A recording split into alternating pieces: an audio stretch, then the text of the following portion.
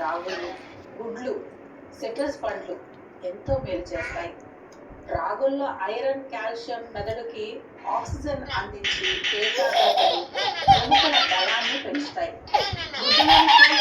జ్ఞాపక శక్తిని మెరుగుపరచగా, సిట్రస్ పండ్లలోని విటమిన్ సి యాంటీ ఆక్సిడెంట్ గా మెదడు కణాలను ఈ ఆహార పదార్థాలు జ్ఞాపక శక్తిని,